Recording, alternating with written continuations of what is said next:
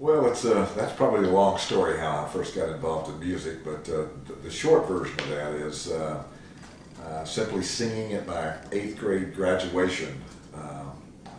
I actually sang along with a record of the Shangri-La was the name of the song by the Four Coins, and I sang along with that.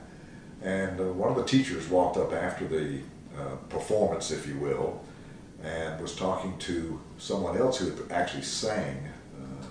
And the guy had a great tenor voice and sang something really beautiful. And she told him, she said, when you get down to Woodlawn, when you get to high school, said, I'd like for you to pursue this musical talent that you have. And I looked at her and I said, what about me, Miss Somerville? She said, yeah, you too, Larry. And that's all the encouragement it took. That and the fact when I got to Woodlawn, I'd gotten there a half a year late. So when I got there, my friends were already in school, and very large school, 3,600 students, and the #1 school in the Birmingham area, #1 in football, baseball, basketball, and track. And so when I got there, I tried out for all those sports and decided I'd do better in the stands, sitting with the girls and the cheerleaders or whatever. And so I decided one way to get noticed in that big school that was filled with talented people was to start a group. So I started a vocal group called the Swingin' Teens. And the Swingin' Teens, before I was performed at the Alabama Theater with a well-known disc jockey way back when, who had a show down there looking for talent and had live performances on the stage every Saturday morning at the Alabama Theater. And I performed, we performed down there for, I guess, 4 or 5 weekends, 4 or 5 Saturdays in a row. And then we started doing church things and school things and all kinds of things during the summer performing, and the group got quite popular. But I was told we needed a band to back us up, and that's when I made the decision that I needed to put a band together. So I put together a group of guys, and I was working one summer at a radio station in Irondale, Alabama, a daylight to dark AM station.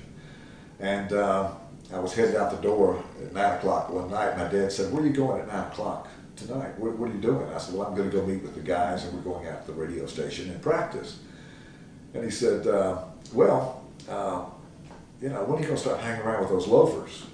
And I said, so when I picked the guys up that night, I said, we've got a new name. We're now Larry and the Loafers. And they thought it was shoes. Of course, I never told them that it was being real loafers. But anyway, we went to that radio station that night, and that's when I wrote and recorded Panama City Blues.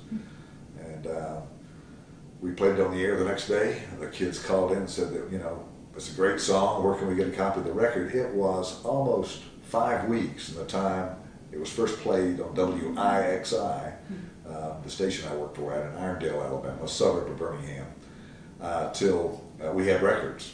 And we had other radio stations calling us saying, where did you get this song, Panama City Blues? The kids are calling our station wanting to hear it, and we don't have one. We don't have a copy of it. There weren't any copies. There weren't any records. We were playing off the tape that I had made, that I recorded. So when the records came in, the thing accelerated. We had, it was wonderful. I mean, it's the only song to my knowledge that has been written about Panama City. And the only problem we ever had with that song was the fact the last verse says, my head's getting dizzy from drinking too much booze, and some of the stations were reluctant to play that, when in fact it was true.